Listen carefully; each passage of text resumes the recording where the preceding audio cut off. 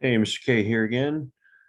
We're talking about, actually, I think we're finishing up our engine overhaul series finally. Part 7 here, final adjustments and startup. And we're going to talk about break-in also.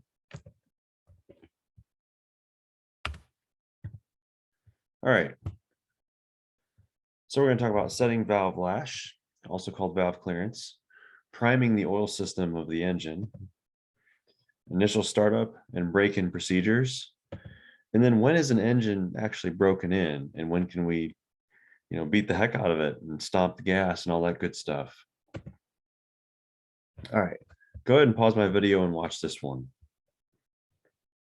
All right, you should have just watched that video. That gave you hopefully a little bit of a clue on one way to adjust lash, probably the most common way. So why do we set valve lash? Well, valve needs to be open the correct amount.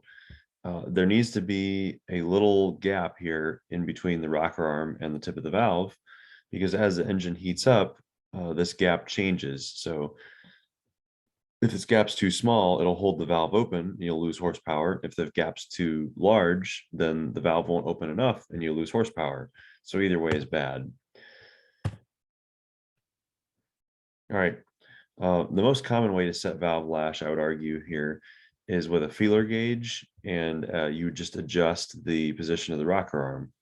So it looks something like one of these photos. You got to pay attention to whether the spec that's in the manual is for a hot or cold engine. It's going to be different. Some manuals have both. I would say if it's in there and it doesn't tell you hot or cold, assume it's cold. Now, on some engines, in particular Chevy 350, you can actually set valve lash while it's running. This gets real interesting. I've done it. It's messy. I don't like it. I think it's kind of a sloppy method myself, personally. However, it does work. I've done it and engines have ran great. So it just feels a little weird.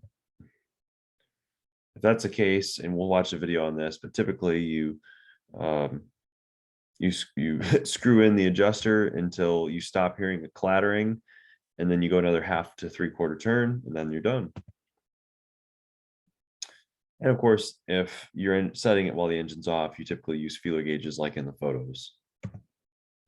So go ahead and watch 3:30 through 6:30 of this video right now.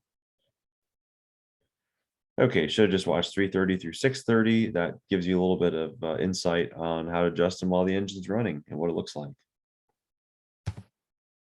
All right, priming the oil system.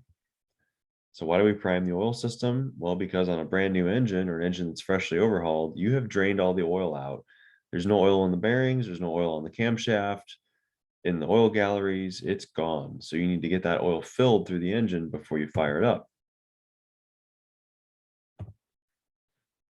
It prevents wear. Of course, not all engines can be primed with the oil pump that's in the engine. And for that, you're going to have to use a external pump or pressure device, which you're going to see in this video. So go ahead and watch this video at this time. All right, you should have just watched that video. He shows you a couple ways to prime engines. Pretty neat. All right, so once you prime it, you're going to have to break it in. So when you get ready to fire up the engine, there's some things you got to be careful of. First of all, and by the way, people argue all day about engine break-in procedures. So I'm going to show you a break-in procedure that's posted by Mahle. They make pistons, they make bearings. They're very well known in the industry and highly respected. So I think they're a good source, and their break-in procedure pretty much agrees with most of the things I've been taught as well. Okay, so first off, this is going to come up out of order. I apologize. So I'm going to throw them all up here and make sure that we get them all before I start talking. Okay, first off, you want to fill it with break-in oil. Break-in oil is typically a non-detergent motor oil, or just plain conventional motor oil, not synthetic is the most important part here. Next, you need to make sure the oil system is primed, as in we did in the previous slide. You definitely want mufflers on it, because if there are problems with your engine, you want to be able to hear it. So I know we all love straight pipes, but when you're starting up a brand new engine, you just can't hear knocking or ticking if you got straight pipes on it. First thing you do when the engine fires up is you look at oil pressure. If you don't get oil pressure, and when I was in school, I think they said within a minute, I think they said 60 seconds, you should have oil pressure. If you don't have it, shut the motor off, you've done something wrong. Once you know you have oil pressure, run it at 30% of the maximum RPM. So if it redlines at 10,000, you're going to run it at 3,000 RPM. If it redlines at 5,000, you're going to run it at 1,500 RPM. Then you're going to set timing and fuel settings and make sure the engine's running well. After you do that, run it for 20 minutes while varying the RPM from 25 to 35% of the max RPM. So, if it redlines at 5,000, you're gonna vary it from maybe 1,000 to 2,000, just constantly revving it up and down. Okay. So that's the startup. After you do that, you're going to change the oil. Then you're going to put in just a plain conventional oil, again, not synthetic. Then what you'll notice is that a new engine needs to be loaded as soon as possible to seat the rings. So an unloaded engine can lead to insufficient ring seating and poor performance. So you've got to seat the rings. Okay. So this is how they tell you to do it.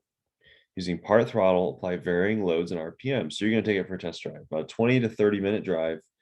You're going to avoid stopping it on high RPM, but you're going to vary the throttle and the RPM. 20 to 30 minutes. After 20 to 30 minutes, you make 5 to 6 watt runs. Okay, that's wide open throttle, up to 75% of the max RPM. And then you let off the gas and let it coast back down, and you do it again. Okay. Now you shut it down, you change the oil in the filter again. Once again, you don't put synthetic in, you put conventional in. And then you drive it another 100 miles. And then Molly says you're broken in. Okay. Now,